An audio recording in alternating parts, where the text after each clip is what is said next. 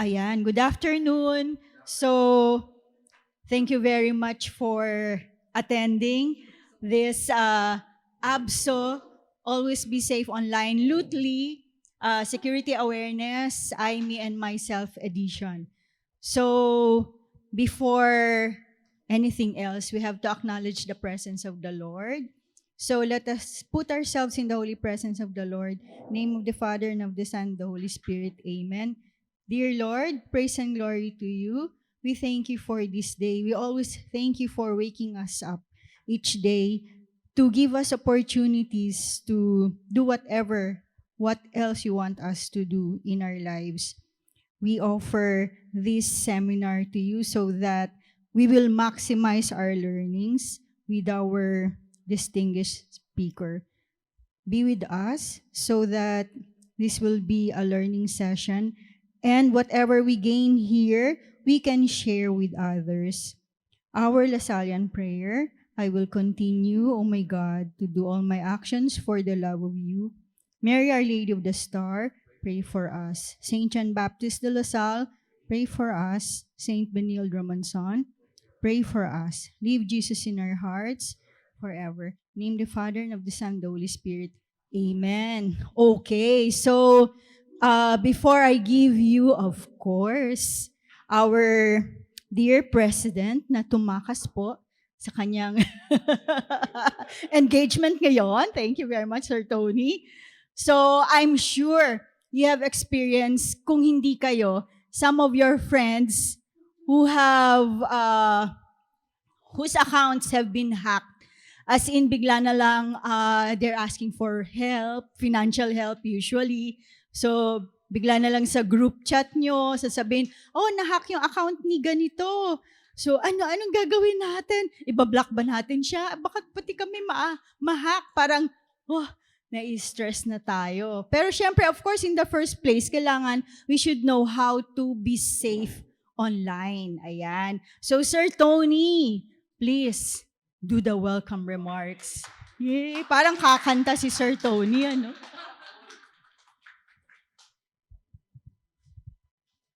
So, okay, ladies and gentlemen, or gentlemen and women, coming from different multi-sectoral representations. We have faculty, we have students, we have associates, and we have also from parents. So this is a multi-sectoral opportunity for us to be able to learn not only from our speaker, but also from each other.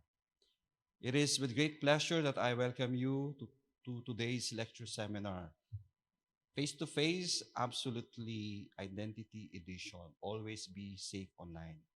We are honored to have with us our esteemed resource speaker, Mr. Ricson Singson Que, who is well equipped to guide us through the critical issue of identity theft. This session is designed not only to raise awareness, but also to provide practical insights and prevention strategies against identity theft, an issue of growing importance in our digital age. I encourage each one of you to actively engage in today's discussion, as your participation is key to fostering a safer online environment for ourselves and our community. Request niya yan. Gusto niya face-to-face. Kasi yung Q&A portion is a very important part. Kasi maraming pwedeng ma-share na hindi maaaring part ng kanyang discussion. Okay? So I would like to extend our gratitude to Mr. Ricson Singson Que for sharing his time and expertise with us, and to all of you for joining us in this endeavor, also online. So some participants are from Benilde Antipolo already. They are already online. Without further ado, let us explore the rich insights that await us. Okay, thank you. Yan. Thank you, Sir Tony. So before I introduce our guest speaker for this afternoon, syempre, kailangan gising po tayo. Good afternoon. Good afternoon. Good afternoon. Okay, kailangan daw 3 times kasi I love you yun eh. Okay, sige. So, let me introduce our guest speaker. So, we are grateful for our esteemed expert speaker for this afternoon. So, despite his hectic schedule, He's here with us to share his time and expertise. Touch, huh? Our distinguished speaker is the President and CEO of SQrity, and he offers competent guidance in cybersecurity, uh, digital transformation, and educational technology. So with key roles in prestigious organizations like SNR, Actimai Philippines Inc., First Metro Securities, First Metro Investment Corporation, FINMA Education Holdings Inc., Auto House Ventures Inc., and Department of Education and Department of Education. So noteworthy is our speaker's expertise in technology management that he is also a highly respectable and recognized techno rock star at De La Salle College of St. Benilde, Information Systems Audit and Control Association or ISACA, International Information System Security Certification Consortium Inc. or ICS2, and the Cloud Security Alliance Philippines. Ladies and gentlemen, let us all give a warm and technological round of applause to our distinguished, bahala na kayo, distinguished speaker this afternoon, the President and CEO of SQrity, Sir Ricson Singson Que. Dito lang sa Benilde na mamemesmerize ka sa introduction. Oh. But kidding aside, no, this is a serious topic, but I will try to make it light so that everyone can appreciate and adopt the best practices that we can derive from this session. So we all know that the world has changed. It has vastly changed, and what's happening right now is a product of not just the pandemic, but the human evolution. So we have to understand that the human evolution will not stop with or without us. So meaning we have to evolve together with the world, especially at this stage of digital evolution. So siguro, let's proceed. And during the course of the discussion, please feel free if you like to comment or you like to ask questions. So this is an informal session because we want everyone to contribute as well their experiences, not to verify the principles and topic of discussion, but more of so we would help each other. Kasi yung mga hackers, ganun sila. During the pandemic, they come from different countries, they have different languages, but they function as a team. And so I think we'll start right away. So taking on this particular statement, all the information you post online stays there forever. Sabi nila walang forever. Meron. Ito. Pag meron kang na-post, even by accident, it is there forever. Somebody can just screenshot that, pass it on, and then lahat may backup lahat ng system. So, once you post something online, you cannot just unpost it. So, the best is don't post anymore. Okay? So, especially if it's not needed. So, which will be a deeper discussion. We'll have a deeper discussion of posting later on. So, next, these are the points of discussion we'll have this afternoon.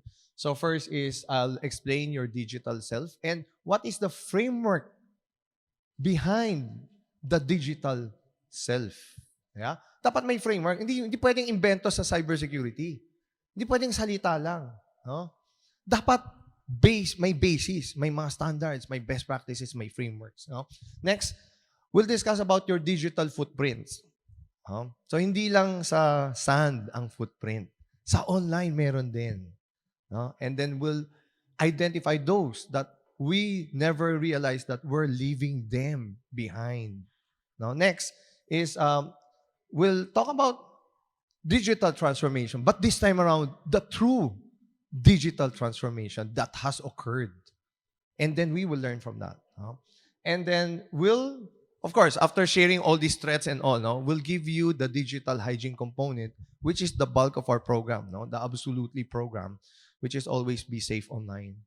And then we'll just summarize it in a few key takeaways, and then we'll go straight to the Q&A. No? Para if you have any questions, di ba wala kayong matanungan, di ba? Minsan, ito nangyari sa akin. So, who do you call, di ba? So, we'll have that Q&A.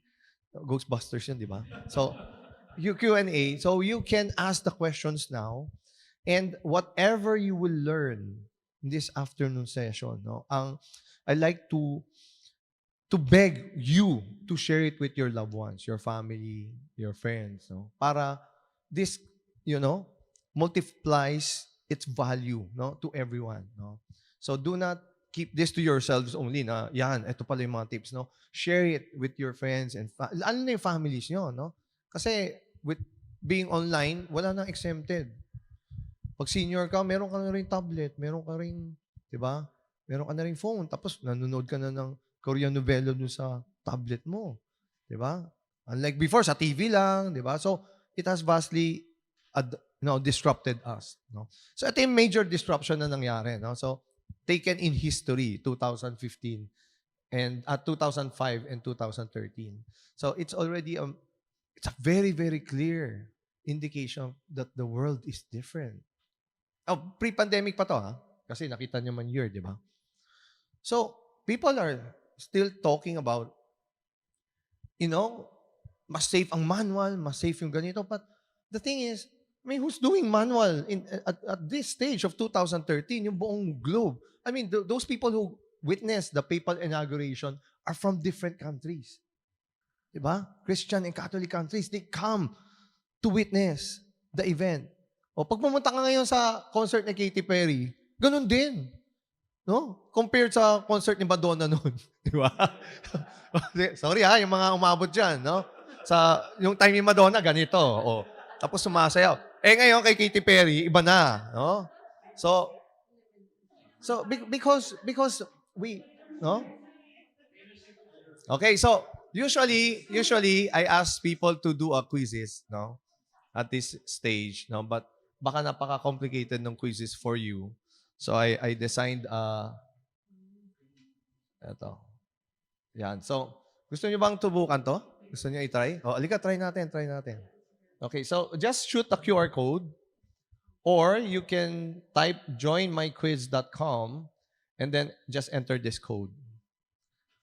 So, lalabas lang natin yung quizzes.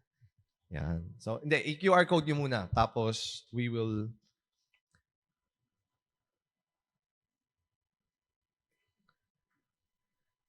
Ayan, na QR code nyo na ba? Okay, because this is a quiz of how digital are you? Gaano ka-digital talaga, no?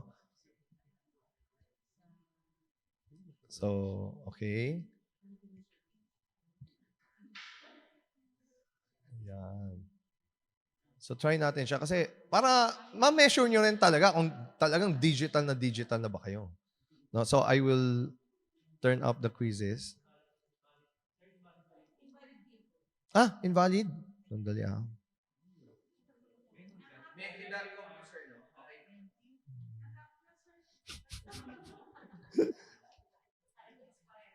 sige. Ma'am, we will do it manually. Okay, so, yan yung alternative natin. So gawin na lang natin ganito, no? Try ko mag-login doon na lang sa ano. This one? No, I think it's 5. 5.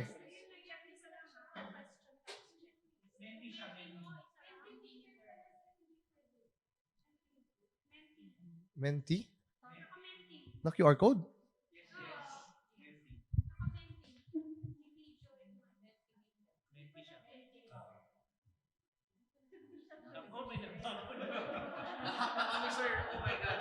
Hindi. Ano yan?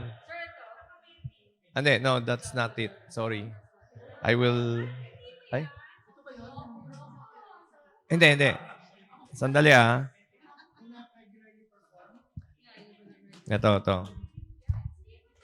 Hindi, ganito na lang. Memorize ko naman So, ganito na lang. Manual na lang, manual. Okay. So, First question is, okay, who wakes you up in the morning? Is it your loved one? Is it your alarm clock? Or is it your mobile phone?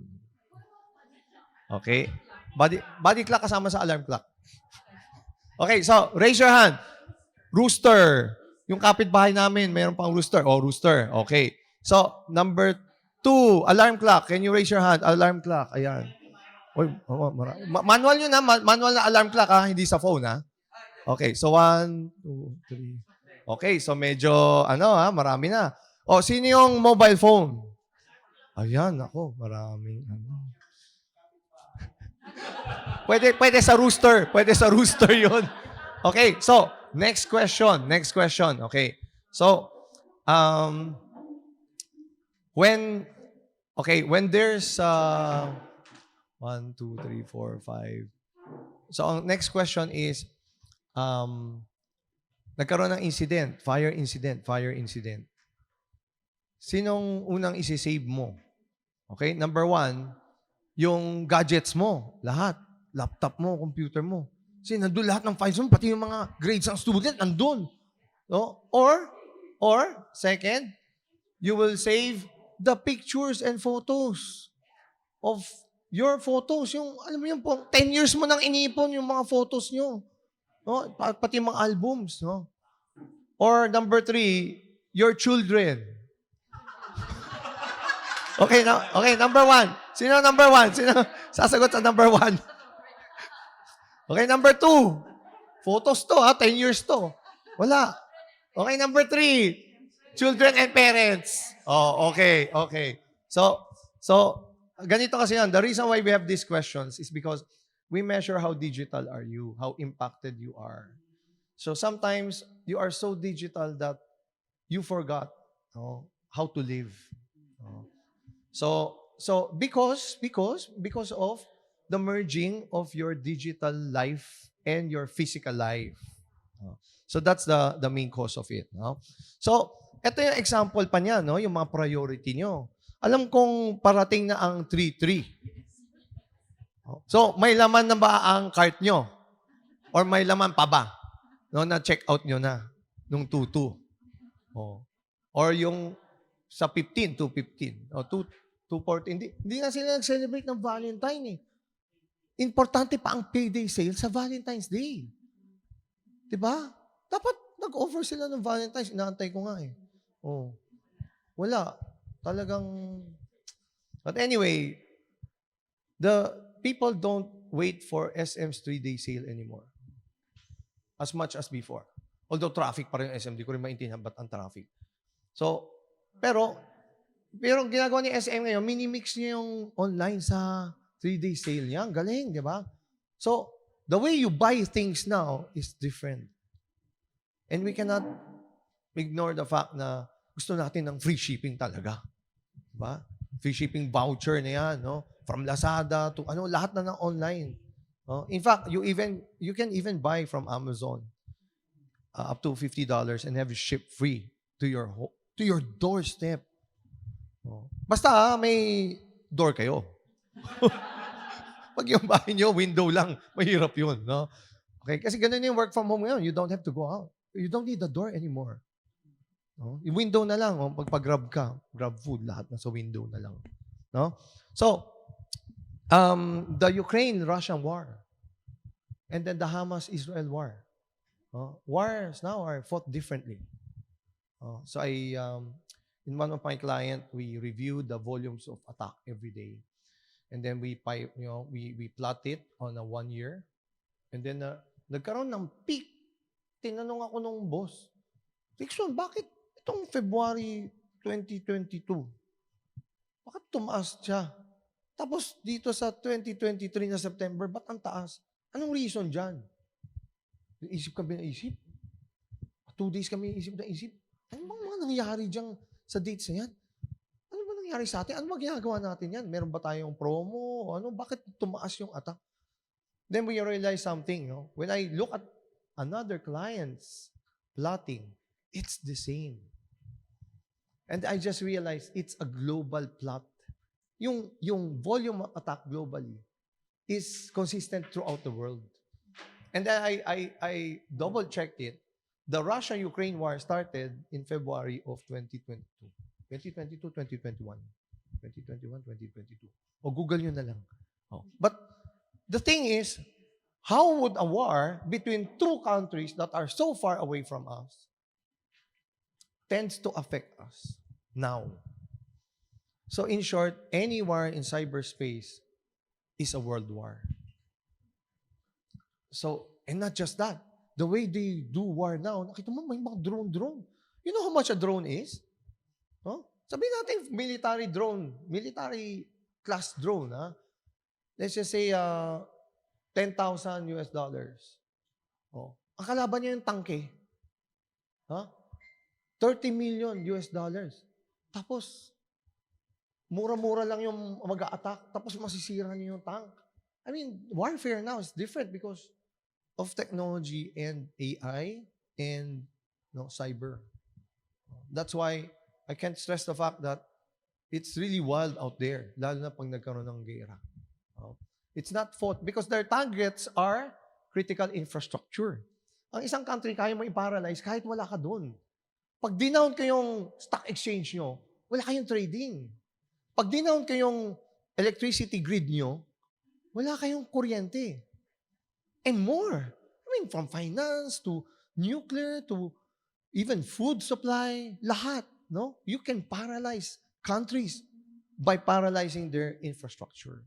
And yun ang tinatarget nila ngayon. No? And countries now have cyber armies. So ngayon nagre-recruit sila sa ating military reserves. Reserves. Those who are working in the industry, who are technical and IT, if they are open to be part of the cyber battalion, as we call it. So that we can start building that capacity. Kasi sa ibang country, talagang may sweldo, meron na silang mga pension, lahat na, may structure na sila on their cyber army. Hindi lang sila Army, Navy, Air Force, and Cyber. 4 na. Diba sa atin, 3 pa lang. Diba? Yung police meron. Yung police sa kanto, police sa ilalim ng tulay, saka yung police na asawa ng kapitbahay. So, but this is the framework that will guide us and understand why we are now digital. Okay, so digital twin, okay, if you look at it, balik. Yan. So, lahat ng tao at gamit sa mundo, anything that's physical, has a digital twin. Okay, what do I mean? So, let's just say itong equipment na to. Pagka may pinalitan ako dito na sira, hindi ko maalala yun eh. Kasi, ang gagawin ko, kukuha kong post-it. Diba? Lalagay ko, I changed this last 2023. Tapos, may pinalitan ako ulit. Di ganun ulit, post-it ka na naman. So, na-imagine mo isang kotse, dahil ang dami mong pinalitan sa kotse, lahat naka-post-it. Pagbukas mo ng engine, puro post-it, pati yung battery mo may post-it. Lahat. How can you imagine that? Ito, buti nga, kotse yun eh. Tao. Nagkasakit ka, nasugat ka dito, lagyan ko ng post-it yan. Para alam natin kailan ka nasugat. Yung history ng medical mo, i-post-it natin. So nakakita mo, lahat ng tao dito naglalakad, may post-it.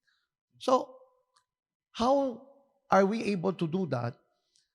Physically, we cannot. Because physical has a limit.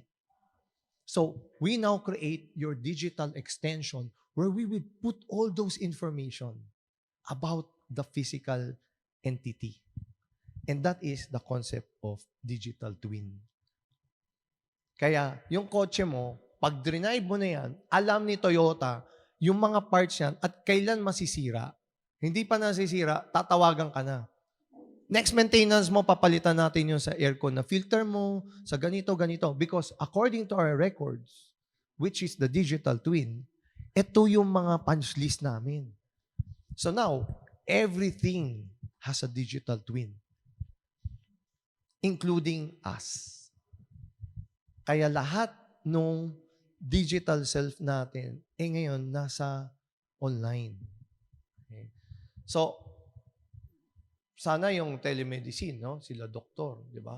Yung records natin sa kila doktor, lahat ng mga sakit natin, nasa record yan ng ospital, lahat. So, yun yung digital twin natin sa human side. No? And this all exists. No? So, parang ganito, di ba? Ito yung part ng physical. Dahil hindi mo madikit sa kanya lahat ng data, we will create a digital twin. And dyan natin ididikit lahat ng data. Lahat ng mga history, no? Ng mga repairs, mga maintenance, lahat. Pati sa tao, lahat. No? So, this concept is very, very good in creating digital experiences. So, yan din ginagamit ng iba. No? Okay, so, because this is a foundational concept when we talk about digital identity. Okay, so, we cannot ignore anymore that we are not digital. We cannot say na I can escape or IBM, no? Meron silang tinatawag IBM. It's better manual. Oh, you cannot go back to manual. Pag na-try nyo ang online, na-try nyo yung convenience ng technology, katulad ngayon, hindi nyo mabibitawan yung cellphone nyo. Pag naiwan nyo yan, nag-LRT kayo, Mama, para! Sabi mo sa para nakalimutan ko cellphone ko. Babalik ka sa bahay. Kasi, there's something missing. Oh? Alam niyo ba, pag hindi kayo sumagot sa social media nyo in 4 hours, may magte-text at tatawag sa'yo, okay ka lang ba? Na-COVID ka na ba? Na-COVID ka ba? Ba't di ka sumasagot? Nandito kami sa GC lahat. Nag-yes kami, nagla-like kami, hindi ka nag-like. So, and then after that, we'll discuss now all the footprints that you leave behind online. No? So first, these are meron tayong tinatawag na active footprints at meron tayong tinatawag na passive footprints. No? So active footprints are those posts that you put in Facebook and social media. No? So active yan. No? Ibig sabihin alam ng lahat, pinost mo. Tapos nakikita yan. No? Next, filling out online forms. No? Katulad dito, itong session na to, we ask you to fill up a form, no? Web forms. And then, cookies, prompted cookies. Di ba? Meron yung pagpumunta ka sa website, accept. No? Accept, wala naman, mga iba, walang deny. No? Walang reject. No? Accept lang. No? So, meron din tayong passive footprints. These are cookies installed without being disclosed. Nag-auto-cookie. Hindi nagpaalam sa'yo. Oh, so, hindi mo nakikita yon, no? Next, apps that use geolocation. Do you know in your phone, you can turn off your location services? Oh. Kasi, you know how accurate those location services are? Pag nag-picture tayo, ayan, kung mag-selfie tayo dito. Wala pa pala akong selfie, no? Alam niyo ba, meron tayong tinatawag na Gen Alpha. Gen Z, di ba? After Gen Z, si Gen Alpha. Meron tayong tinatawag na Gen Alpha. Kaya kailangan naka 0.5. Ayan. 0.5, ito yung settings, ha? Photo. 0.5, tapos, ayan. So, dapat, So, ang gagawin natin, ito yun, di ba? Parang usually, ganito tayo mag-picture. So, kailangan ganun din talaga. So, pwede bang puso natin? Dito na lang tayo konti. Itong side na lang, kukunin natin. Ganyan lang. Yan. Okay, so, ano to, attendance check na to. Okay, ready? 1, 2, smile. Yan, so, yan, sample natin, Ayan, so, yan, nakuha na lahat. Kasi magaling yung 0.5 kasi. Yan. Ganun si Gen Alpha. Ang hirap, hirap sumabay. 2 months ako nag-train, ha? Pag-picture ng Gen Alpha. Okay. Paliktad. Hindi sila selfie. Kasi yung selfie pala gumagano yung mukha. Kaya nga mag-selfie ako, minsan gagawin ko naman sa kabila. Para pumantay. Okay, so, next. When you take pictures, yan picture niyan. Pag inopen niyo yan, makukuha niyo yung details ng longitude at saka latitude. Yung exact location kung saan ko tinik yung picture. Sinisave na ng Android, nung phone nyo, sa picture. So, kasi kami, when we do forensics, di ba, minsan may mga court cases kami. They ask us to be subject matter experts. No? So, we pinpoint na it's inherent part of Android that does that. Kahit naka-turn off yung location service mo, lilitaw yung longitude, latitude. So, alam ng phone mo, hindi alam ng asawa mo kung saan ka, pero yung phone mo, alam kung saan ka. That's what you call location service. Okay, next. Use your likes, shares, and comments to profile you. No? As of this moment, you are being profiled when you use social media. Pag wala kang account sa Facebook, syempre, di ba, minsan may nakiklik ka, link ng Facebook, lilitaw. Mr. X ka or Miss X, pero you're being profiled already. Lahat ng pinuntahan mo sa Miss X, Mr. X na yan, profile ka na, collected na yan. Ngayon, pag nag-create ka ngayon ng account sa Facebook, ididikit niya yon. Ibig sabihin, they don't need an account to profile people. They are starting to profile everything automatically. Oh? So, your digital footprint now is anything that is about you or put out by you online. Okay? Nandyan na yan. Diba lahat may undo? Ang word nyo may undo. Ang online, walang undo. Do and then permanent. Forever. Okay? So, diba nag-adjust pa tayo sa mga digital yan. Ayan, biglang baboom. We have the pandemic. Okay? So, it has changed our lives, no? How we live it and we die. In fact, pag pandemic, minsan nga yung last na person na nakita mo, pinasok mo sa hospital, yun yung pinaka-last. Diba? Nung pandemic. Diba? Before, pre-pandemic, pwede tayo mag-funeral service ng 14 days. Pandemic, wala nang service. Tapos na, ito na yung earn, no? So, even how we die has changed. Has been changed by the pandemic. So, the question now is, ito, na-experience ba ito?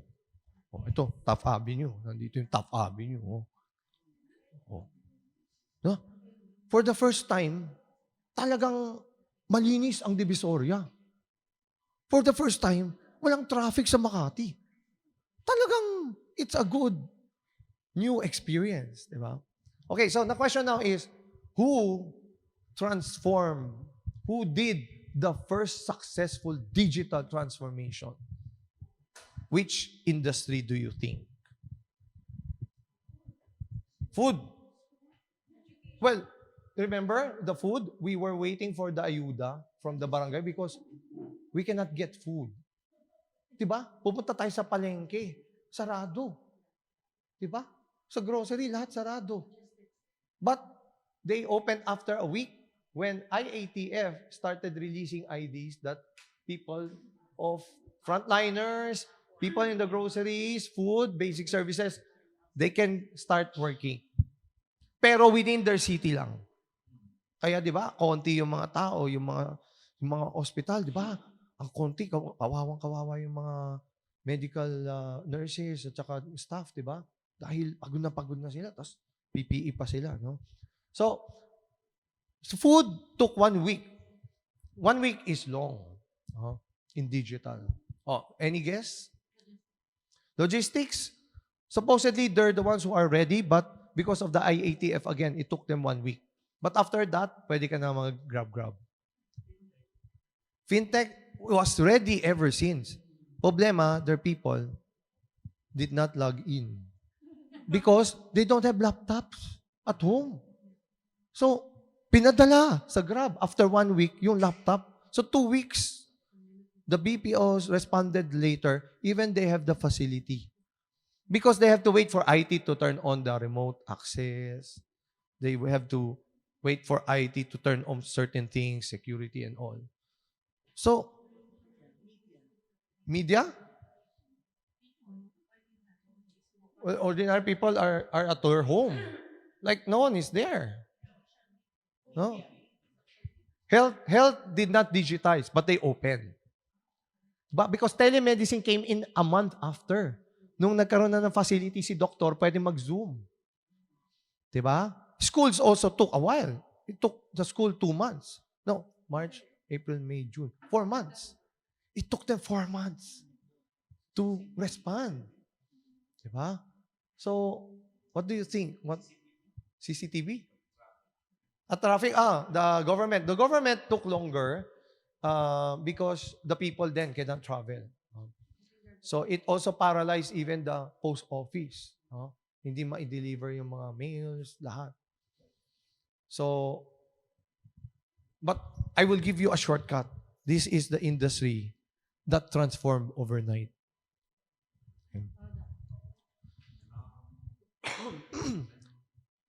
Overnight, immediately, you start receiving SMS.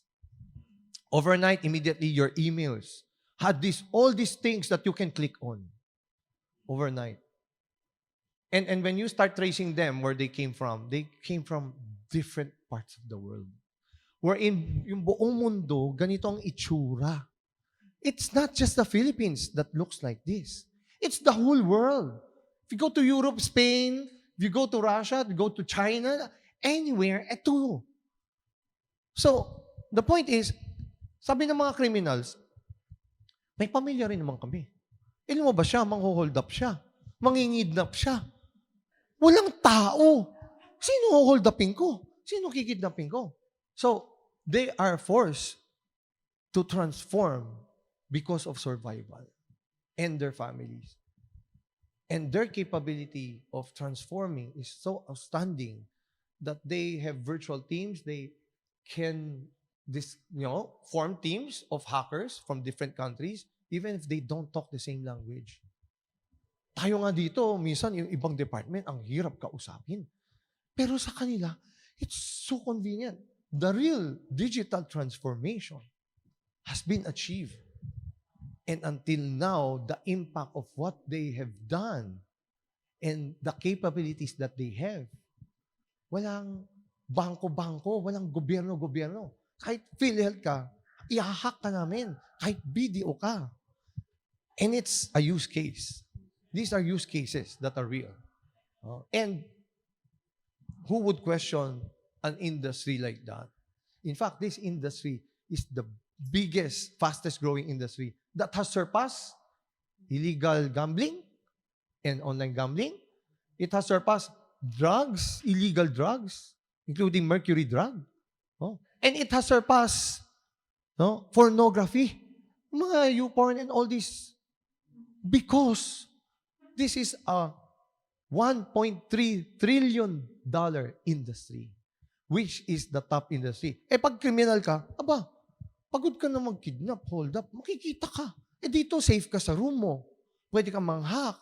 Tapos, papadala kang Bitcoin, papadala kang Gcash. Nasa aircon ka pa. So, with that setup, that is true digital transformation. For the first time, natututo tayo sa mga hacker at saka sa mga evil men, no? But our point is, we have to do it right. Okay? Kung ganun sila kabilis mag-adapt sa digital, we should catch up. Kung hindi, we will always be victims. Okay? So, that's why it's time for cyber. No? Ito yung statistics, no? Every 39 seconds, no? On the average. Sorry. 8 trillion na pala, hindi 1.3. 8 trillion. Maliit lang pala yung 1.3. Pang gaming industry lang yan.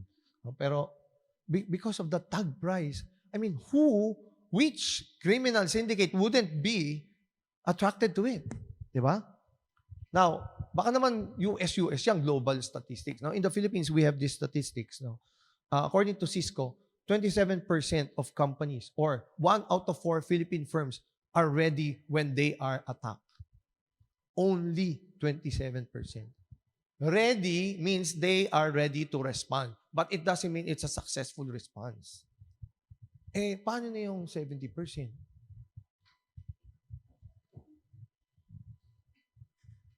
Diba?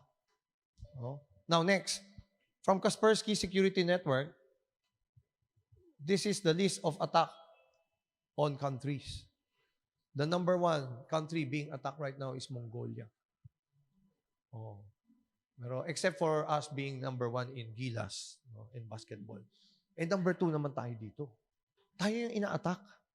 Okay? So, and then number 3 is Ukraine, Greece. No? So, I was wondering, bakit naman tayo? Bakit tayo of all countries? Bakit di naman tayo mayaman na country? Then, I realized something. No? During the pandemic, that's the only time we digitize. Yung ibang countries nag-digitize na maaga. So, they had time to put security in place. Ang Philippines, sabihin sa'yo, yung IT, i-open mo na kagad, mag-online learning na kami. Hindi pa naka-set up hindi pa na-ready yung ganun. Hindi naman, hindi niyan So, in short, we have digitized later without all the necessary protection and security. And we have no choice because we were, forced by the pandemic. So of all the countries, yung mga ganitong profile ng country, yung mga nag-adapt during pandemic, yan ngayon ina-attack ng mga hackers kasi butas. No? So, does this look familiar to you? Well, familiar, very, very familiar. Alam mo, may nare-receive pa ba kayo nito minsan-minsan? You know why? Okay, pag may ginagawa ka isang bagay, tapos hindi effective, di ba hindi mo nagagawin, di ba? But the fact that there are victims every day, it means they will never stop because there are victims every day. Meron silang nabibiktima, kaya ginagawa pa rin nila. So that's the scary part, that it's still continuing. Hindi naman effective sa'yo because you were informed, you're trained here now na don't click on this, no? Do not reply, just delete it. Or even better, you can report it to Globe. But it will continue to happen because there are victims. So, these are the top crimes in the US. No? So, in the globe, very, very similar. Lahat ang nakafocus sa phishing attack. No? Meron din tayong tinatawag na phishing attack. Yun yung tatawag sa'yo. Hello, ma'am. Yung bank account yun, lock out. You have to, we have a system here that we can check your account. And then, it will send an OTP to you. You give me the OTP. Ganun. Tatawag yun. Mukhang magaling mag-English. May accent pa. Di naniwala ka. Binigay mo yung OTP. So, may nag-withdraw. Nag-advise, may nag-withdraw. 20,000. 30,000. Tapos yun na. Wala ka ng laman sa account mo. Phishing attack. We call that voice phishing, phishing attack. No? Meron din kami tinatawag na smishing attack. Ito yung kanina, no? Yung nakita niyo, smishing attack tawag dyan. Using SMS, we use that to get your data. No? So, and then merong non-payment, non-delivery. Ito yun, no? Sa mga online scams. No? And then personal data breach, which is getting your drive, your Google Drive, your data. And then, identity theft. Ang identity theft, isa siya sa talagang tina-target din ng mga attackers. Number 4. And then so on and so forth. No? Ito, very interesting, itong romance fraud. Mga tina-target talaga nila mga single. Lalo na pag Valentine's Day, mga gano'n. No? You want to go on date? You send me GCash. I have a problem with my ganun. Tapos yun na. No? So, now, identity theft, let's zero in on that, no? Because that is the topic of request. No? Almost 1/3 of Americans have been victimized.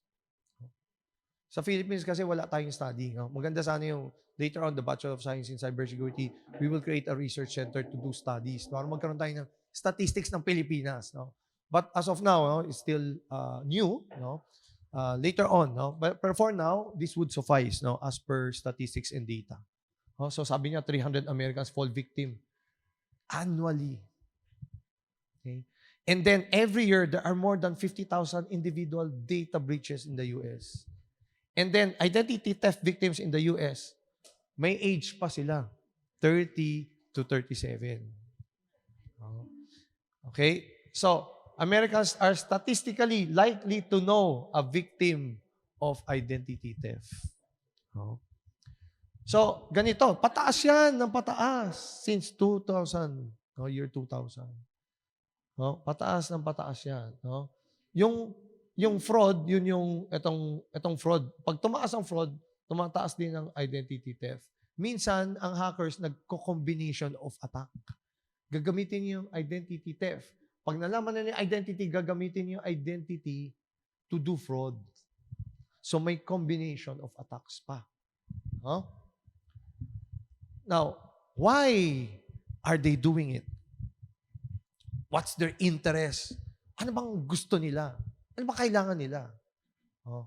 So this, ladies and gentlemen, is the price. Data is the new oil. Oil has value. Very, very expensive. It's rare. No? Everyone's data is the same. May value na ang data nyo. Dati, yung kapitbahay nyo lang interested sa inyo. Si Marites 1.0 at si Marites 2.0. Pero ngayon, the hackers are interested because your data has value. Sometimes your data is composed of data of your enterprise or your institution. Kaya mas nagiging valuable pa yung hawak niyong data. And as we all know, there are a lot of forms of data which we will discuss now. But the point is the value. For example, sa dark web, no? Dark web is where people sell stuff that are illegal, no? From people's organs to data, movies, pati yung pirated, no? Software na doon lahat sa dark web. So sa dark web, may presyo. Ang credit card is $1.20 up to $10 depending on if that particular card has that much credit limit. Okay. Tapos, ang pinakamahal na data set online is $317, which is a complete set of a medical record. Bakit ganun? So, nga rin, tumawag sa'yo yung credit card company. You swipe your card last night when you had dinner. Sabi mo, yes, it's me. I ate at, sabi na, Melos, steakhouse. Tapos, may we know who are you with? Why would I tell you? Diba? You will, Miss Marites 3.0 na yan. Diba? You will not give your information, diba? Pero pag yung doktor mo nagtanong, anong kinain mo kagabi? Ay, Dok, kumain ako steak. Diba sabi ko sa'yo, bawal? Ay, sorry, Dok. Sino kasama mo? Misis ko. Sino pa? Yung anak kong dalawa. You will tell your doctor everything. In fact, your medical record is the most complete record out there. You cannot hide from your doctors. Diba? Totoo naman eh. You will tell your doctor everything, pati yung hindi related sa sakit mo. Kasi he's your doctor. Diba? Kaya ang interest ng lahat, medical records. And if it's a complete record, then it's a complete data on you. So imagine if that's your political person of your country, yung complete data. Diba? Kung complete data lang ni Chris Aquino, gustong-gusto niyo makuha yun. Diba? And what more kay BBM? Diba? So, the point is, it's valuable. Some people use it to do blackmail.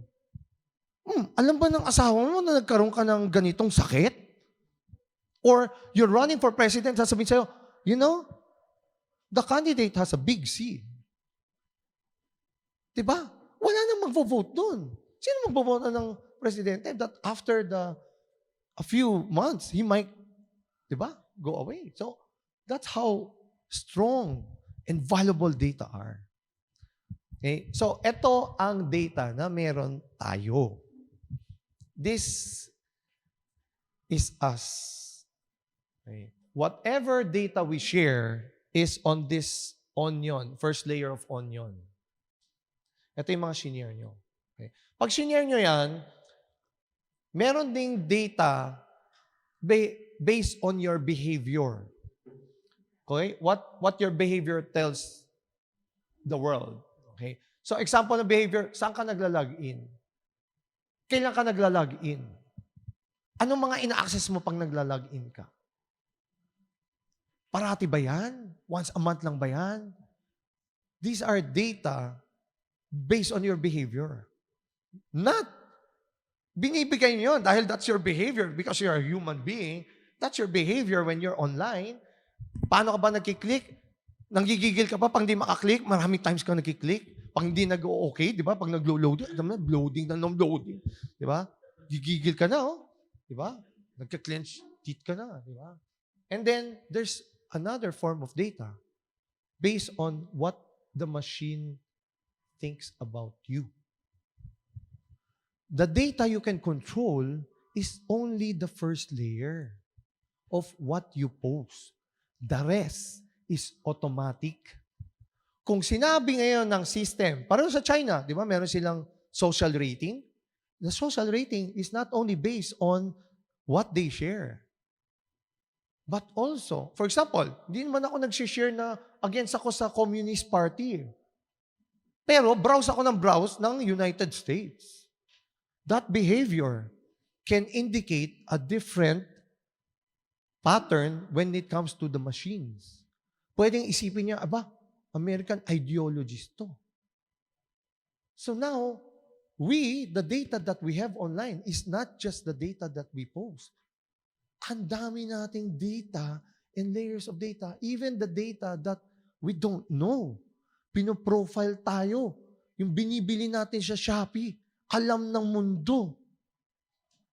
So, the thing is, this is the world we are living in.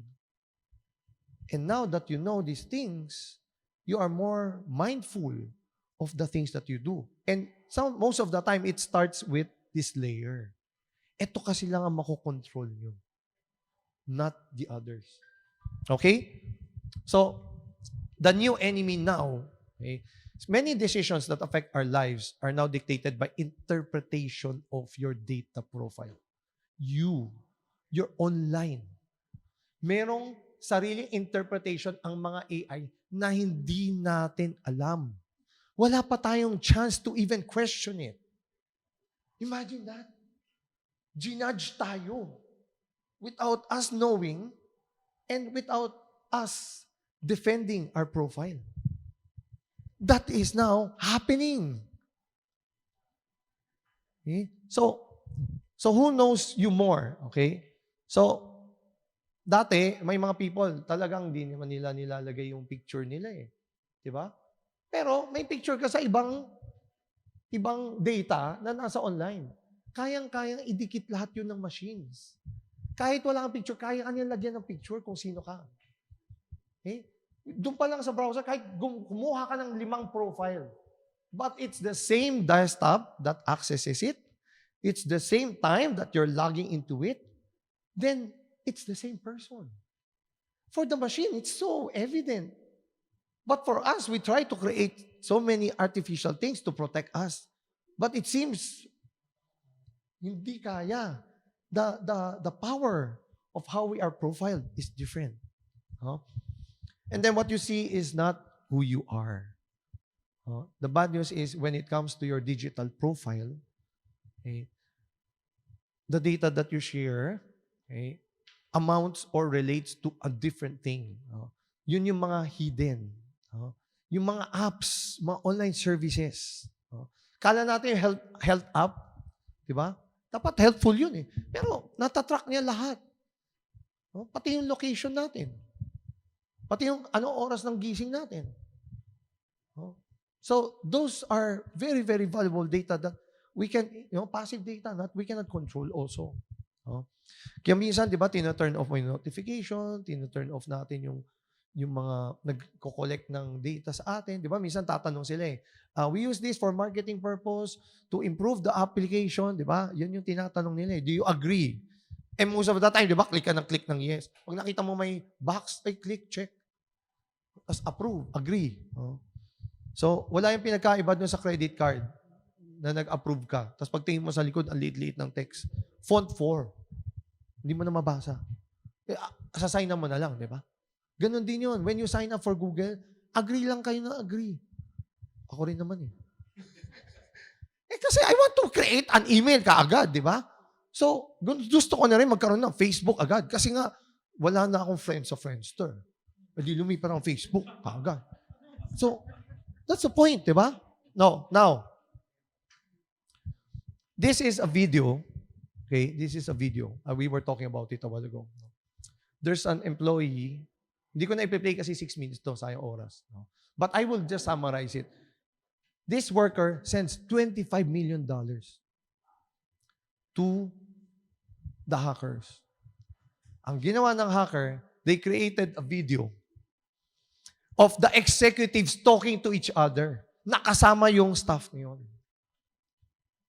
Tapos, it was nicely done because the face of the owners, pati yung nunal, nakuha. Na hindi mo akalaing hindi siya yon because they use AI to do deepfake. Through AI, image generation and video generation, you can now put together videos as if they're in one conference call. Na yun yung ginawa ng hacker. Pinalag in ngayon yung staff, tapos nag-uusap niya yung mga boss. Tahimik lang siya, staff siya.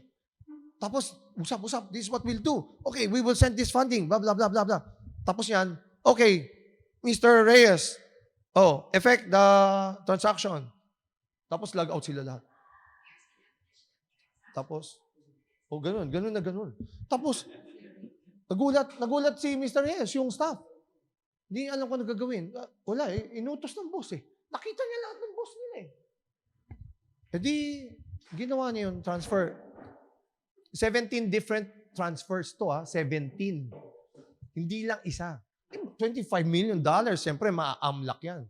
Makikita yan na ang laki ng transaction, di ba? So may clearance yan. So, hinati niya sa 17 para tumagos lahat ng transaction. O di, happy-happy ngayon yung mga hackers. With the use of technology. Hindi lang pala students natin na gumagamit ng AI, no? Mga hackers din gumamit ng AI. And now, they earned that $25 million. So, siyempre ako na-imagine ko na kawawa tong staff na to. Diba? But this is the thing. He's not the only one. Marami pang pwedeng gawin if we don't educate people. That these things are there. They're that advanced. Sabi nga natin, digital transformation, sila talaga ang gumagamit ng AI, sila ang gumagamit ng new technology, new practices overnight. So the thing is, the fastest way we can do is educate people so that we can watch out for these types of attack. Okay? So, I will now share with you some of the good practices, no? Individual practices that might protect you. No?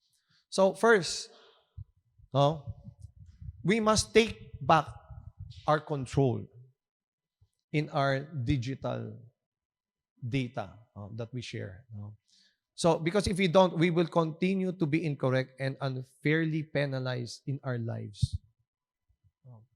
Example, yung credit card niyan, dati, yung credit risk, wag niyong iiwanan yung credit card niyo na merong balance na you're not paid.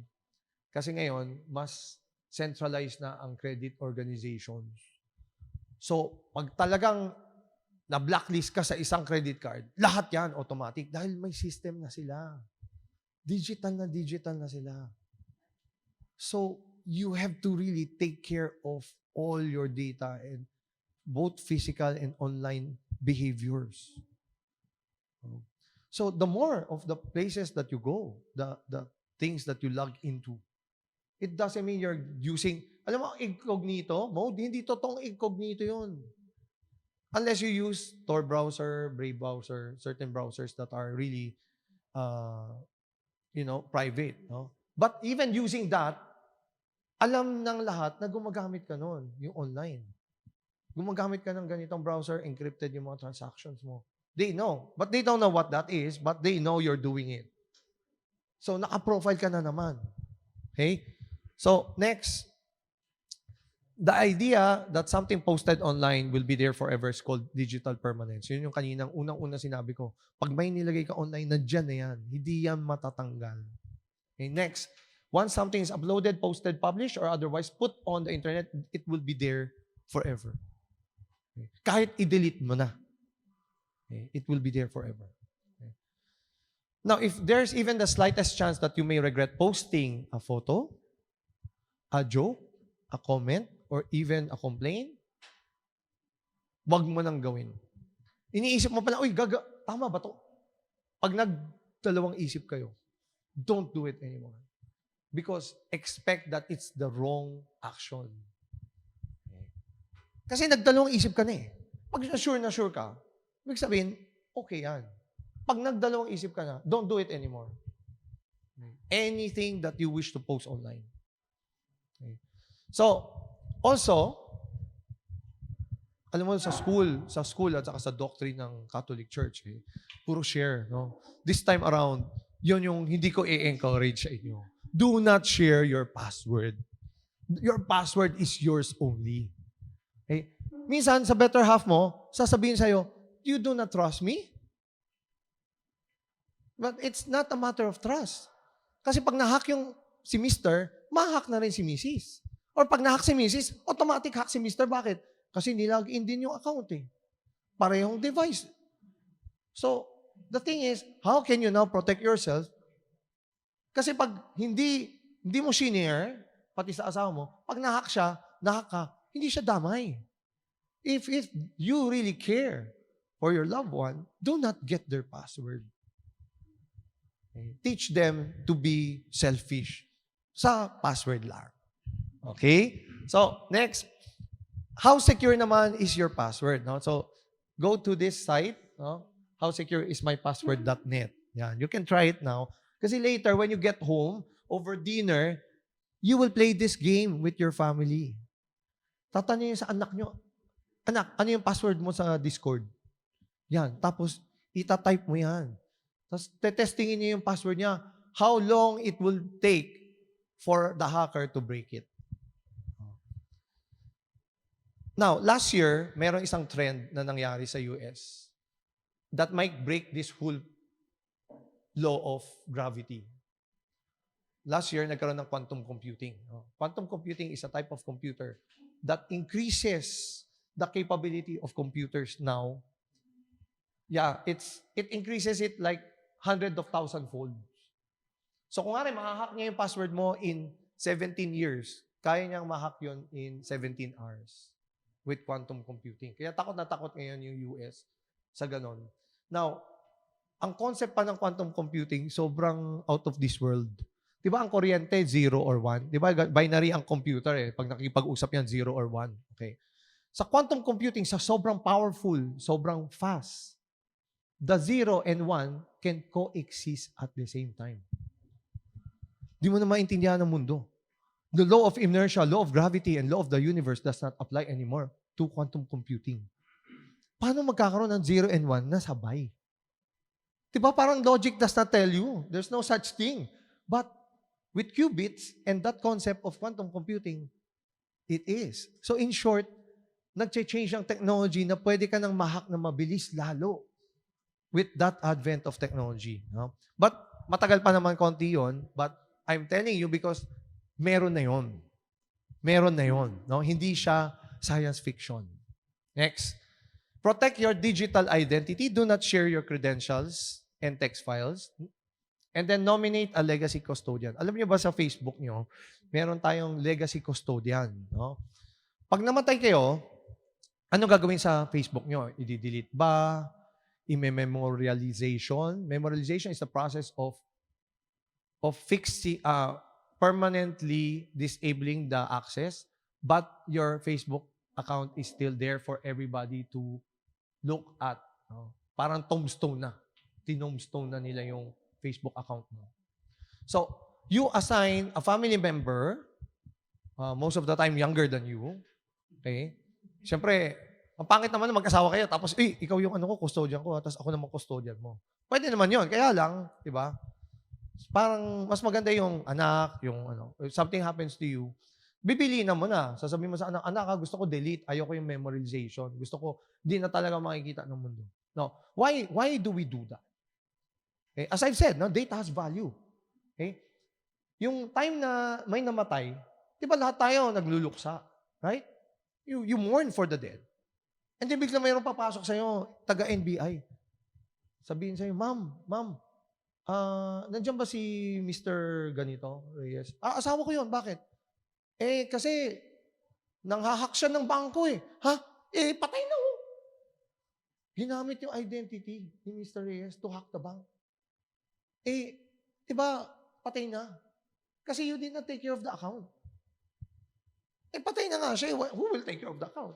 That's why you have to either delete it or memorialize it. Okay? So, clear ha? Clear. Okay? Next, if you cannot remember passwords, use password managers. So, may mga software na password manager. Isa na lang tatandaan mo yung password ng password manager. Pag nasa mobile phones nyo naman, meron naman kayo, i-activate nyo na lang pag di nyo ma-memorize yung password, activate yung fingerprint. And then finally, customize your passwords. Do not use those that will identify you. Huwag nyo na gamitin pangalan nyo. Ricson 1, 2, 3, 4.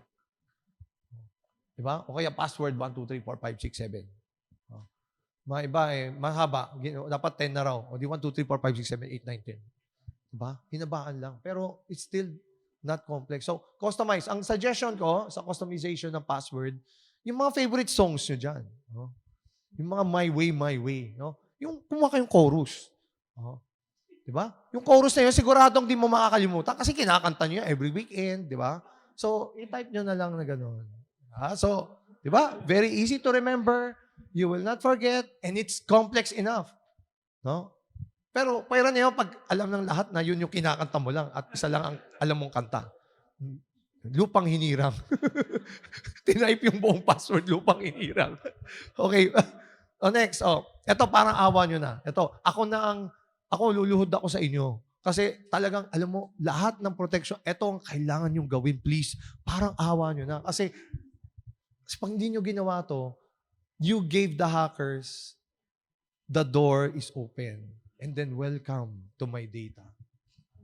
The multi-factor authentication is your last line of defense. Pag meron kayo niyan, makuha niya lahat, pati OTP nyo, gano'n. Pag meron kang MFA MFA, yun, pwedeng OTP, pwedeng email, papadala siya sa email, papadala siya sa SMS, or you can use an application called Authenticator, na yan ang mga hindi makukuha ng hacker sa inyo. Makukuha niya password nyo, makukuha niya username nyo, pero yung mobile phone nyo, hindi nyo makukuha kasi parating nasa inyo. So, that is the most secure practice that you can do. And it already protects you from all types of other attacks later on. Kasi hindi na nila makukuha yung account nyo. Kahit makuha nila, hindi nila ma-activate, hindi nila ma-open kasi hihingi ng MFA. Pag humingi, alam mo, bakit nagpapadala to? Alam mong hinahack na yung account mo. Baka nakuha na yung password mo, change password ka kaagad. Diba? Yun yung mga reaction natin. Then, we know that we are protected. Okay, next. Pag may link, do not click on it. Kasi nung pandemic, kaya marami nag-click niyan. Kasi binigyan natin yung mga boomers natin ng mga tablets at saka cellphone. Sabi nga nila, ayaw nila. Paano ka mag-order? Kung kami, na-COVID kami nung misis ko. Yung tatay, di ba? Yung mga lolo-lola. Paano kayo kakain? Order kayo ng food. Hindi kayo marunong, wala kayong cellphone. Sige, loadan ko yung GCash mo ha. Tapos mag-download ka ng lala mo. Itong Grab food. Ayan. Pumili ka dyan kung ano gusto mong pagkain. Biglang may lumitaw. Message. Click here to transfer GCash. Clinic. Sabi nyo, pag may link, i-click ko. Clinic nga. Sila nga yung naging victim nung unang wave of pandemic attacks. Pati yung younger. Yung mga bata na ganun din. Kasi pag parents, di ba, na ospital, hindi mo alam eh. So, bibigyan mo ngayon ng access yung parents, yung upper generation, and the lower generation. So, younger generations now are able to access devices much earlier than they were trained to. So, pag may click, may link, may click nila. So, now, hindi pwedeng ganun pala. So, think before you click. Okay? And then, there are also websites that are dangerous. No? So, if you're not sure, go to this website. This is Global Site Safety of Trend Micro. Or, you can also go to Google, Transparency, check, or virustotal.com. No? So, tatlo yan. No? So, you can go to these sites to check if that particular website is dangerous, no? Or it's safe. No? So, ayan, no? Trend Micro. Ito naman kay Trend Micro. Site safety. So, you can Google them. No? So, tatlo yun. No? Site safety, and then Google Safe Browsing, and then Virus Total. Ito, malalaman niya kung yung website na pinupuntahan niyo may virus. Oh. So, there are, sabi ni Nicholas Murray, no, yung 1931, there are three kinds of people in the world. No? People who make things happen, people who watch things happen, and people who wonder what happened. Okay. Ngayon, sa age na to, merong tatlo. Oh. Oh, merong tatlo. Hindi. Ito mamaya pa to. Ngayon, sa age na to, may tatlong klase lang ng tao. Those who were victims of cybercrime. Those who were victims of cybercrime, but they didn't know it. Okay? Kasi, alam mo ba ang PhilHealth, kung gaano katagal na yung hacker doon sa system nila, hindi nila alam. Sa pag nalaman nila, 1 year na pala yan nandyan. Diba? Nagtatiming lang sila kung kailan nila ilo-launch yung attack. Ang isip ng tao, ang gagaling ng mga hacker niya, magician. Pero give them the benefit. They work hard for it. Naghanap sila ng butas. They spend hours. Okay, magpuyat sila hanggang weekends, weekdays, holidays. Nagtatrabaho yung mga hackers. Tapos tayo 8x5. Tapos sasabihin na, wow, ang galing nila. Diba? They work hard for it. Tao din naman ng mga hackers eh. Diba? So, give them that benefit. Diba?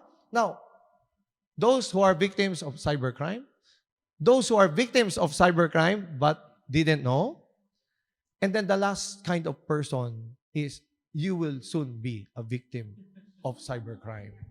Tatlo lang, wala nang iba. Okay? So, pipili lang tayo kung alin doon tayo yung tatlong yon. Kung sa tingin mong di ka tinamaan, antay-antay ka na lang. Be patient. So, but at any point in time, you experience an attack. We have good people in the government. Okay? It's very, very hard to say, no? Because, of the history of our government. But we have very, very good people in government. We have now what we call an Interagency Response Center. That is CICC. Lahat ng efforts ng cyber, nilagyan nila ng isang parang help desk. Ang hotline nila is 1326. Pag may nagnakaw ng Facebook account nyo, merong nang hack sa inyo, ng scam, etc. At meron kayong prueba, evidences, and all, call 1326, not the Ghostbuster. No? 1326. No? Dahil tutulungan kayo, no, ng gobyerno. Sasabihin niya kung saang ahensya kayo pupunta, lalo na pag mas malaki yung incident. No? Marami na silang natulungan. Yung mga na-forward ko, mga nahanakawang kasi ng Facebook account, mga 17 yun, na-resolve naman lahat, na-recover nila. Pati yung company Facebook nila. No?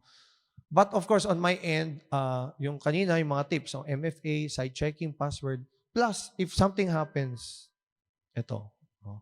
Tapos, pag mas malaki yung incident nyo, probably malaking amount, you can go to the office in Roses, Quezon City. Nandun yung DICT. Nasa loob ng DICT yung Cyber Crime Coordination Center. Tapos, pag medyo malayo-layo yan for you, pwede kayong pumunta dito, malapit lang sa Taft Avenue, sa NBI. Meron tayong Cybersecurity Bureau at pwede nyo rin i-report doon. So, usually kasi, may kanya-kanya silang area. For example, merong terrorist na mag-a-attack ng Pilipinas. Siyempre, hindi na ibibigay sa NBI. Diretso na agad sa AFP. National Security kasi. Pagka meron namang huhuliin na, dahil alam mo na, yun yung ng scam or what, PNP yun. So, madalas, hindi mo sure kung sino ba pupuntahan mo sa kanila kasi kanya-kanya silang expertise. No? So, punta kayo sa CICC dahil siya yung magko-coordinate sa lahat ng yun. Okay? So, screenshot, please screenshot. Take a picture of this slide because this will save you a lot of time. Pag may kapitbahay kayong nabiktima, i-forward nyo na lang tong screenshot, no? Para makuha nila lahat ng numbers at may tutulong sa kanila. You don't have to spend a single cent. You don't need to pay anyone because this is the service of the government to the people. Okay? So, I guess that's about it, no? So, mag-question and answer muna tayo. So, if you have any question, please take advantage of this moment because wala naman kayong matatanungan wala na si Ate Helen, o si Kuya Eddie, wala na. Ha? Eddie Garcia. Diba nahulog? Sayang. Oh, but, yes, sir. Sige sir, thank you sa presentation for the information that you shared. We learned a lot today. We'll now move on to the Q&A. So yung may mga questions, we'll now start with. So Sir Mike muna tayo from CFAD. Hi sir, Michael po from CFAD. Thank you for the very informative talk. No? So yung question ko actually sir is, for example, kasi ako may mga relatives ako na mahilig mag-click eh. So ang gusto ko malaman is may countermeasure ba? For example, napindot nila yung link. Tapos hindi naman nila nag-proceed. Kasi yung nangyari dun sa father ko was, parang yung scam is parang fill post. Meron daw package na dumating. So pinindot ng father ko yung link, tapos na-redirect siya, humingi ng mga info. Pero nung nag-proceed siya dun sa next page, humingi na kasi ng credit card. So dun siya nagising na okay, scam to. So hindi niya tinuloy. Pero the fact is, napindot niya kasi. 'Di ba? And nabigay niya yung mga basic info like name. So ang ano ko, may countermeasure ba doon na pwede kaming gawin na, for example, i-change ba namin yung passwords ng email niya, yung mga ganon. Basta wala kayong binigay na data about credentials, you don't need to change. Ayun. Yung nabigay mong data, wala ka na magagawa doon. Mm. Pero maganda yung red flag sa kanya na na-detect niya, ba't hihingiin yung credit card Oo. number ko? Diba? The fact na hihingiin pangalan mo, dapat alam na niya kasi ang field post nakasulat yung pangalan eh. Yes. Ba't niya hingin ulit? Oo. Do you see the logic of, because they want your information, they want your data. The completeness of your data has a price. Ayun. So, yun lang naman yung training that we will do to people. Kasi, mahirap i-hack ang firewall. Mahirap i-hack ang antivirus. Pero mabilis i-hack yung tao. That's why all of these attacks are targeted towards us. So, if we don't learn from those practices, yung kwento ni Sir, napaka-importante niyan. Pag nakakita ka na agad ng field post, bakit mag-i-email si field post? Alam naman nating papel yung padadala ni field post. It's already a red flag. But not field post because no one will send it via field post except EMS. Plus EMS is different door-to-door din yun. Plus may tracking number siya na hiwalay. So, technically, kasi sa ibang country, lahat talaga through post office, by law nila. Kaya, iniisip ng mga hackers doon sa country ngayon, gamitin yung field post. Nakuha mo, yung mga hackers din, hindi sila magaling agad. Nagta-trial and error pa sila hanggang ngayon. Yung field post niyan, trial and error nila yan. Kaya lang, doon sa trial and error, marami pa rin na-victim. Diba? Kasi sa kanila, yung batas nila, lahat dadaan ng post office. Sa atin, saan dadaan yan? Sa Alumum, sa JNT, sa LBC. Diba? So, that means we are not mindful because we thought it's real. No? So now, we are mindful now of these things. So, always, that story of your father, he has to share it to his friends. Kasi kung siya, muntik na, baka yung mga friends niya.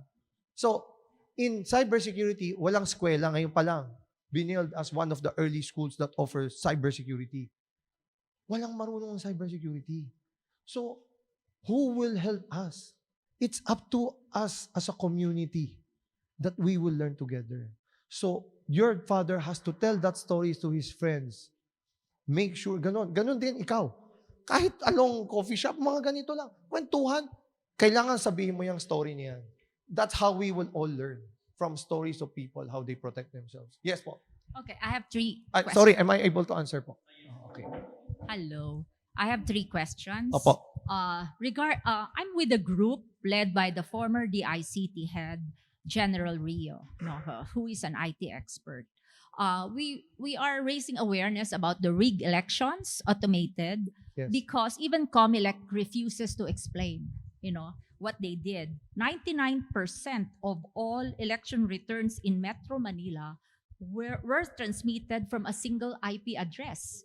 And it was only after the elections in a Senate hearing that this was discussed. There was a man in the middle system. Yes. Okay. So that's why many countries now do not want automated, because they can easily be rigged. And for the first 2 hours, millions of votes were counted. Obviously impossible in the Philippine system. Yes. And who is behind Smartmatic? It's Duterte's guy, Dennis Uy, right? Second, the Dito Telco, 50% China mainland owned, and Dennis Uy again. Yes. And no conditions, easily installed. The AFP made a study about the high risk because of telco. They can intercept frequency, etc. They're even located within our AFP areas. So that was telco. This telco was installed everywhere easily. Conditions were suspended by Digong before the elections. So that's the point. They can easily be rigged, and get all our data. China mainland, which is after our country. Third, uso na yung mga online buying, right? And Yes. then sometimes we pay through credit card, and then we give the data. Yes. Would that be safe? And it would say it's safe and it's encrypted. So these 3 points. Okay. Thank you. I'll answer the third one first. I'll answer it with this this example. So para makita natin kung how we protect ourselves as well. When you open any browser from Edge to Google Chrome, okay? So let me open one. Okay, so kahit sino na lang ito, person 1. Okay. So I will go to a e-commerce website. Let's do ebay.ph. So when you log in to a website, ayan.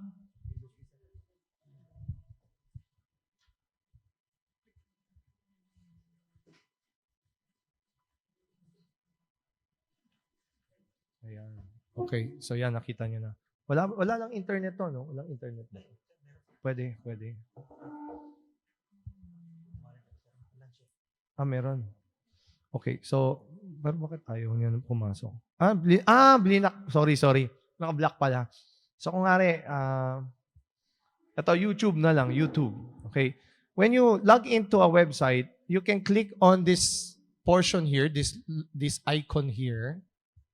Okay? You will now see that the connection is secure.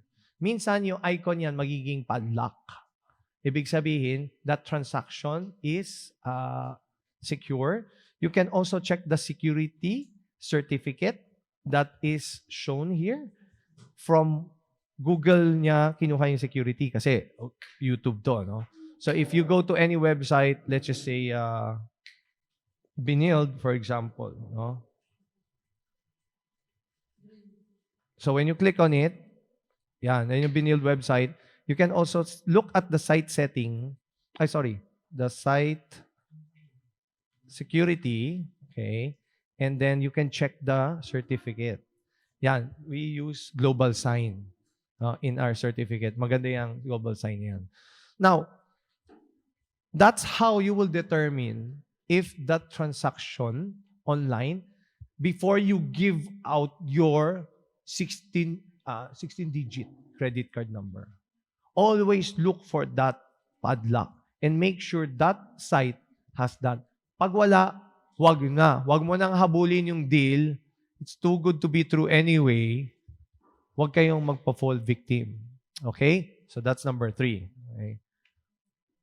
Now, in terms of your question, although it's politically laced, okay, I will answer it from a technical cybersecurity point of view. Okay? Number 2 tayo. Number 2. Okay? Dito is the third telco. Okay? It's supposed to be a solution to the problem of the first 2 telco, which comes out now that it's still the same.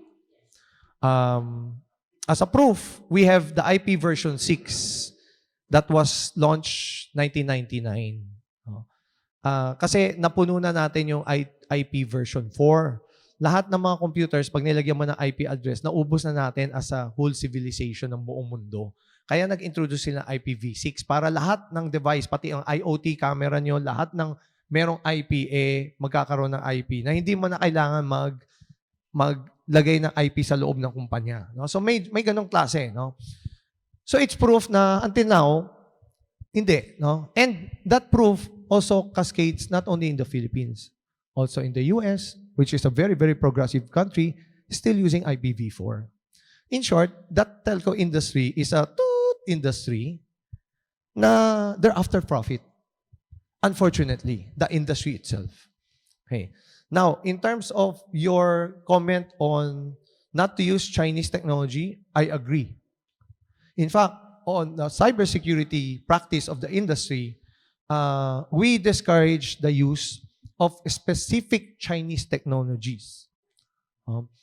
But on specific good Chinese technology like Alibaba, verified yon. Kasi meron silang nasa US stock exchange sila. Yung yung Alibaba. But the others, I'm sorry. I like to endorse you if you're really that good, but unfortunately, it's too high risk for me because I need to protect my country and my company. Okay? So, we don't use Chinese technology mainly because of lack of certification, not because of the intention of the government to hack me. Okay? But any government will do that. To inform you also, the US government and the Chinese government are no other different. We have to protect ourselves from both of them. Kasi, in Google, alam ng Google lahat ng ginagawa mo. Alam mo ba, pag nasa US ka, nag-type ka, how to make a bomb? After a few seconds, the FBI would be at your doorstep. Alam mo ba yun? Huwag nyo gagawin yun, ha? Tapos sasabihin nyo, kasi si Ricson. Oh. Don't do that because that is real. Those are real things. Huh? So it's not just China. It's generally any state nation that creates a cyber for the interest of their country. So kaya nga meron nagkakaroon ng world conflict, di ba? Nagkakaroon nga ng away and world war because nagkakaroon ng pareho, they believe they're doing the right thing. Both sides. Di ba? So, but in the end, di ba? We have to also take care of our own self. Our country, we need to protect it. So ako, kung kahit gumamit tayo ng US technology, we have to know that technology, if it's doing a call home tawag doon yung may pinapadala siyang data pauwi ng headquarters nila. Call home feature yon. And lahat ng network device from US, Israel, even China has that. Okay. Now, bakit mas takot kami sa military? I talk with PNP, AFP, all these people, because we are not in good terms with China because of their invasion, extension of trying to invade our islands. No? Claiming it. Diba? Nanalo na nga tayo sa ano, diba? Saan yun? Sa arbitration rule, diba? Tapos, hindi pa rin nila tinanggal. So, ibig sabihin, we have an existing conflict. So if there's an existing conflict in any military terms, you don't do that. You don't open your doors and let these invaders just come in to your network. So kaya ayaw nilang magpalagay sa military installations natin any dito telco because they use, okay, in fairness to dito, dahil sila yung latest na third telco, they have the opportunity to buy the fastest technology out there, which is not produced yes by the US and Europe kasi si China ang production facility. Kaya lahat ng 5G technology na kay China. So, for a telco to survive fast internet is to accept that risk. Give it to them. Because if you'll be on their side, on their exact seat, you will decide the same way. In fairness to their decision point. On the business side. But on the national security side, it's a different discussion. So I would take the military side of national security and I will not let this telco go into the premise of our military installations for national security. Okay, so that's number 2. Number 1, for election, whatever's happening physically, we just move it online. Everything, including cheating. So, we just move the cheating online. It's still the same. How you cheat might be different, but the culture that you want to cheat is there. So, on my end, it has to be a different strategical approach, which is usually voters education. Like cybersecurity education. Sa voters, ganun din. Voters education. And it should not start only during election. It should start every day like right now. Not on the level of college, but on the level of grade 1, grade 2. Dapat the voters education program has to be really embedded so that when you reach that voting age and when you're sitting there choosing the next leader, you are educated enough. Okay. Now, in terms of these attacks, yes, they're verified. In fact, I can even think more attacks or more approaches. In fact, during that time, there are also agencies shopping around political parties to solicit, to hack for them. So, meron talaga. Okay? Now, why?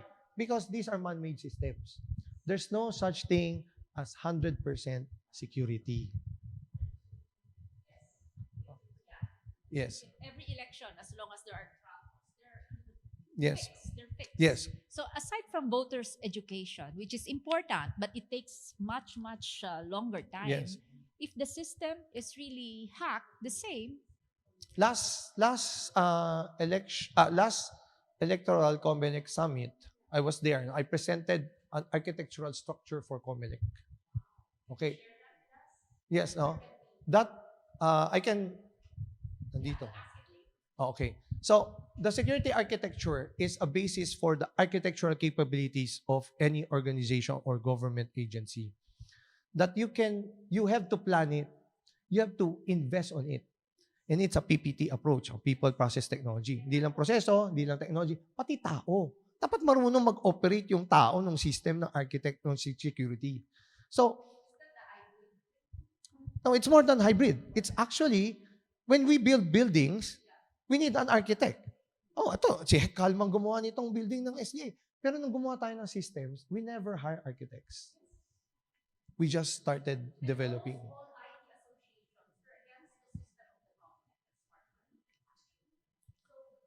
Okay, I will. Okay, okay.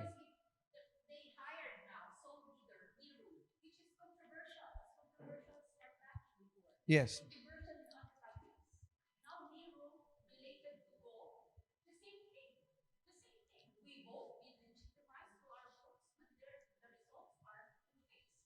Yes. No, we still vote. We still vote because that's your right. That's your right. Okay. So the thing is, this is the thing, no.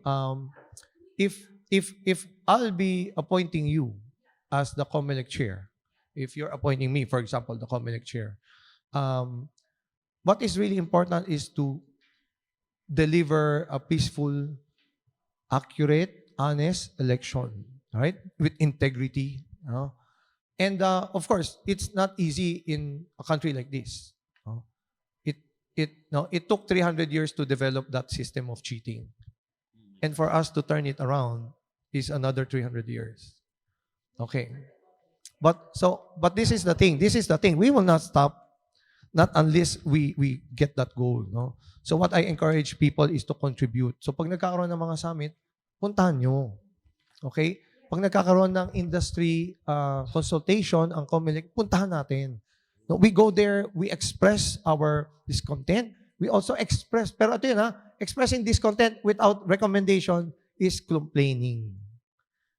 But if we express our discontent with recommendations, we are contributing.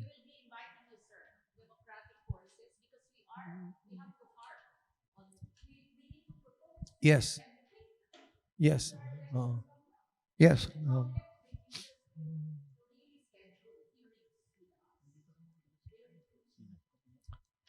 Well, we never ganito kasi yun eh. If we take out politics, it's so easy to do our work. Okay? So this is a country wherein politics is really thick. No? The thing is, if we come in as neutral, I think that would be a better opportunity. Yes, yes. Kaya sa akin, I never pinpoint that the election, even if it's laced with fraud, that it is not a true election because if we stop the election process, then the bad people has already succeeded. Ayun naman gusto nila kasi to stop the election. No?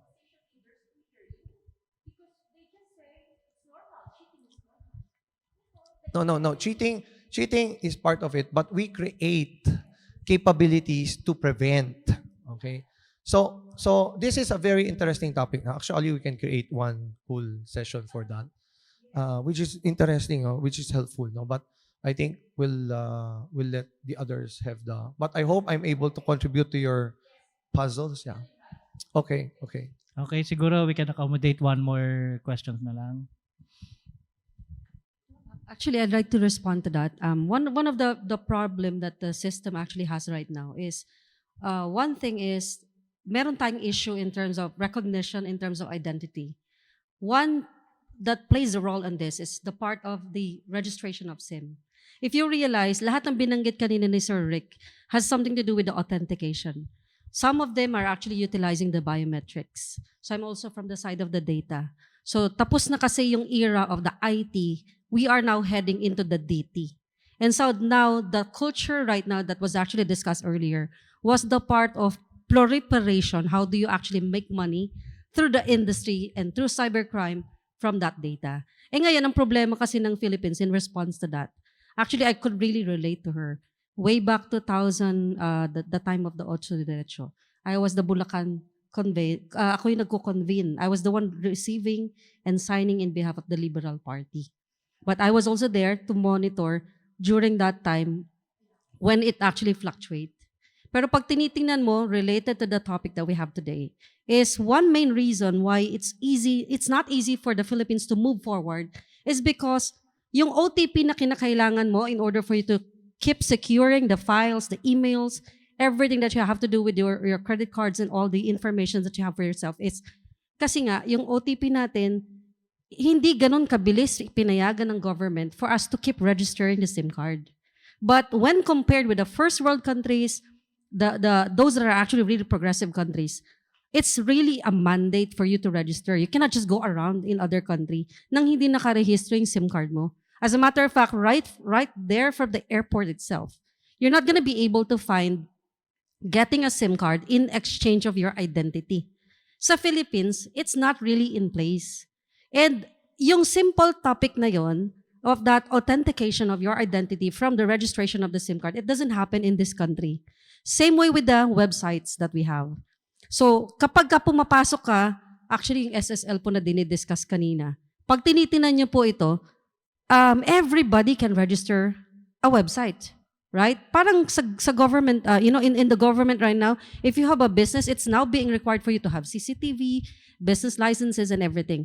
Pero kung sana lang, no, if the government will try to impose na kapag nag-register din ng website ng bawat company, it's also a requirement for them to be registered in terms of that security. Kasi everywhere else, it's now being required abroad. Tama po?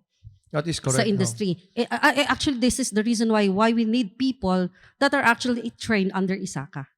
Pero ngayon, hindi ito nangyayari. The reason behind that is one, there is resistance from the people. They don't want to register. And the reason why they don't want to register is because the lack of trust into the government. There are no assurance for us that when we give our information to the public or to the government, sabi nga sa system, kahit gaano kaganda ang sistemang ginawa mo, kung yung mag-a-administer ng system na yon either be corrupt or either be not trusted, it's still gonna be at the end of the day, it's the same reflection of it. Hindi system ang problema ng Philippines. It's the law that actually governs it and enforces whatever mistakes that they could actually discern out of it. And this is the reason why this becomes very interesting topic for all. Paano ba natin nare-relate ito as a community?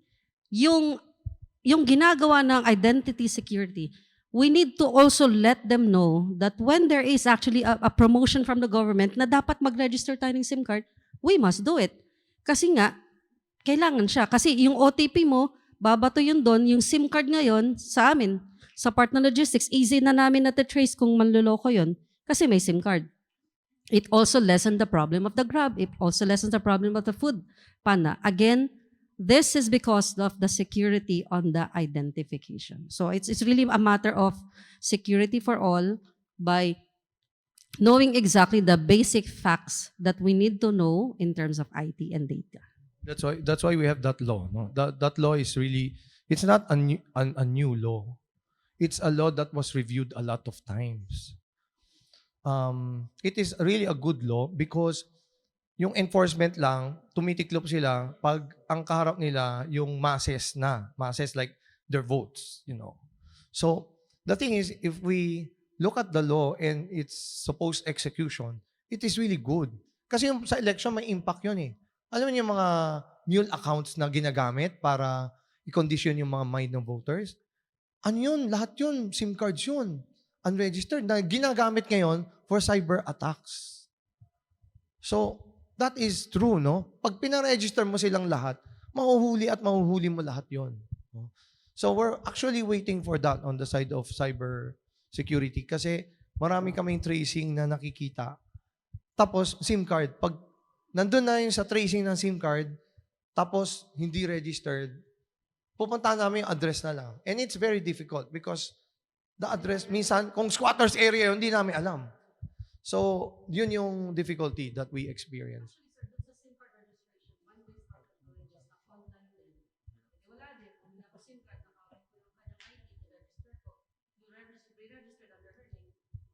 Pero good thing, alam mo, sinubukan ko siya. Na nagtawag ako ng people, mga drivers sa tabi-tabi, bigyan kita ng 200 pesos. Pwede ko bang gamitin yung driver's license mo? Ayaw nila. Kasi they know na alam nila yon. So, since they're now giving away their identification, kahit wala silang pinag-aralan ng mataas, hesitant na sila. Good yun. Yes, but takot na sila kasi. Hindi katulad before na, uy, 200 pesos, ano ba to? ID lang naman to. Diba? So, ngayon, hindi na. So, I think it now slowly impacts how people behave. And it will continue to. Kasi, pag may nahuli na, tapos nabalitaan, tapos nakulong, ay lahat talagang ayaw na. Diba? Ngayon, ayaw mo lang kasi, baka kasi 200 lang. Pag 2,000, baka mag-iba yung isip. Diba? Oh. So, yes. Yeah, go ahead.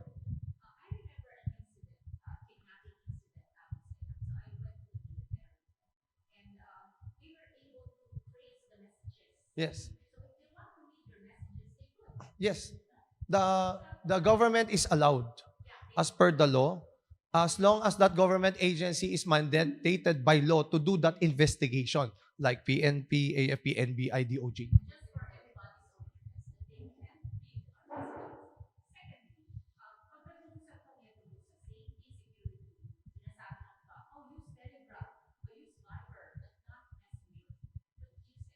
Ang pinakamaganda signal, kung gusto mo talaga highly encrypted.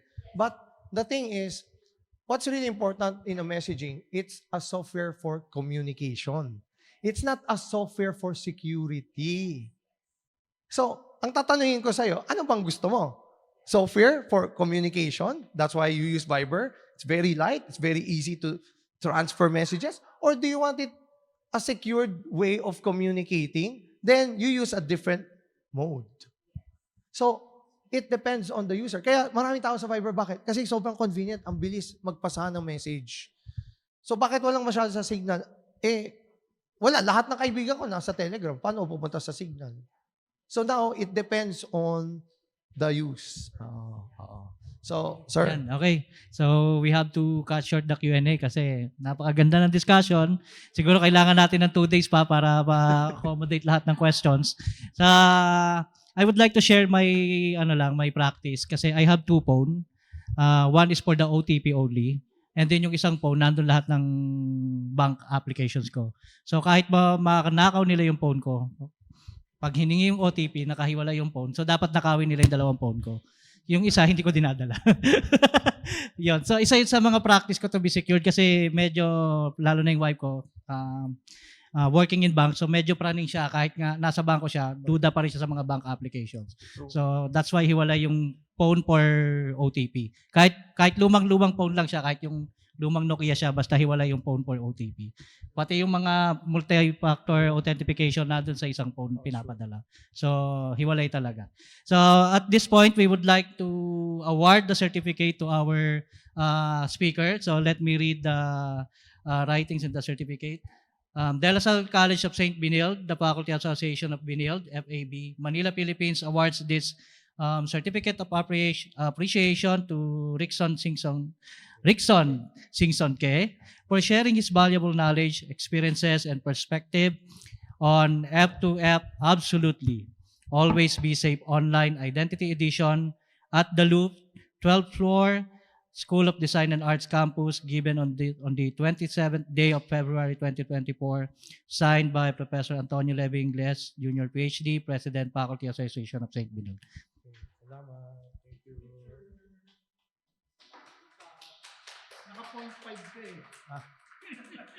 Okay. So, thank you, sir. So, now we move on to our closing remarks to be led by Sir. Thank you very much, everyone, for attending our Absolutely seminar.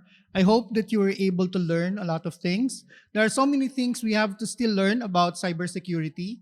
Not mentioned yung, yes, everything is on our phone. So what's the next move? SIM swapping, di ba? So kung hindi ka makuha, paswap na lang ng SIM.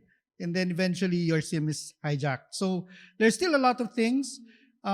Even in multi-factor authentication, yung phone natin na yan, yung OTP na yan, hindi pa rin siya kasing secured unless you have a key, a USB key, no, na talagang dala-dala mo yon, na pag pinasok mo sa phone mo, sa computer mo, yun yung talagang mag-authenticate sa'yo. So, ibig sabihin, pag wala ka nun, yung key na yon, pass key na yon, hindi ka maka-access. So, we have to update ourselves with a lot of technologies that are coming out regarding cybersecurity. And I guess, as we can see from our history on our phone, our messages, marami dyan mga phishing, di ba? O hindi natin siguro nakikita kasi binlock na natin siya automatically. Pero pag tinignan nyo yung messages niyo ng black spams, mahaba na yan. And recently, ang spike ko nasa BDO. Parang gano'n, daming BDO spikes. So anyway, as we have said, this is just an eye-opener, and we hope that we continue to be vigilant and always think twice before we click anything, diba? And be observant, be logical with the things that we do with our phones, websites, especially if it entails money. Yun naman talagang target nila. So thank you very much, Sir Ricson Singson Que, and for everybody for joining us today in today's training. Salamat po, everyone. Group picture daw po. Yan. Para ma-identify lahat kung sino yung sumama. Ay, sorry.